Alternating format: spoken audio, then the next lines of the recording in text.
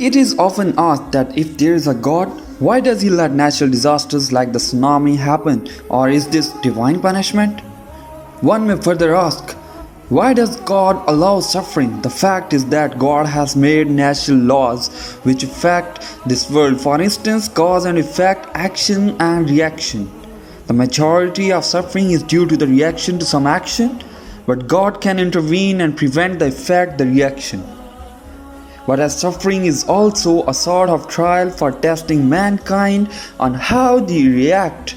Therefore, if we remain steadfast and put our full trust in God, then we will get closer to God.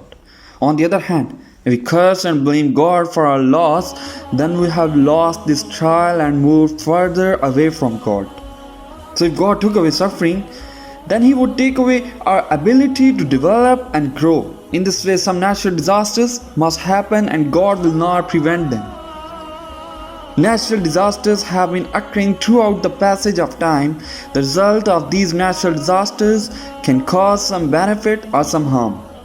Sometimes they lead to adversity, scarcity, hardship and loss, and sometimes a life of ease and abundance. God will choose to protect us from the effects of these natural disasters or allow them to continue as part of His law of cause and effect. Normally, God will not intervene and see what our reaction is. More often than not, man will turn to God at times of needs and despair. It is only when mankind starts to move far away from God that God will consider intervening. At that time, when a particular people has moved far away from God, God will send His prophet to them to guide them back to the right path. If those people choose to reject the message of their prophet and continue in their evil lives, then God may choose to warn them through His punishment or destroy them altogether and allow the good people to develop. This is what has been mentioned in Holy Book. The Holy Quran relates, never did we send a prophet to any town, but we seized the people thereof with adversity and suffering, that they might become humble. Then we changed into good until they grew and said, suffering and happiness bestided our fathers. Then we seized them suddenly while they perceived not.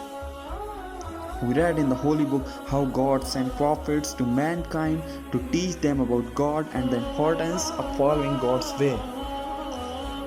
But all prophets are also warners, and they explain to mankind that if they do not turn to God, then they may be punished.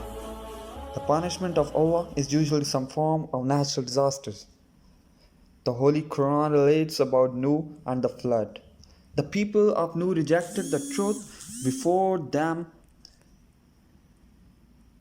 They rejected our servant and said, a madman spurned by our gods. He called on his Lord, I am overcome, do thou avenge me. Thereupon we opened the gates of heaven with water pouring down, and we caused the earth to burst forth with springs. So the two waters met for a purpose which had been predetermined. But mankind generally dismisses these punishments as stories of old. So as a question asked, are we now facing natural disasters or divine punishment? So how can we distinguish what is a natural disaster and what a divine punishment is? What was the tsunami or the earthquake in Pakistan or Hurricane Katrina in America? The most important feature of divine punishment is that it has been foretold by a prophet beforehand. The prophet has given his message to the people. They have rejected it and have continued to carry on in their ways, distancing themselves from God until God finally warns them with His punishment or even destroys them. So have we been warned?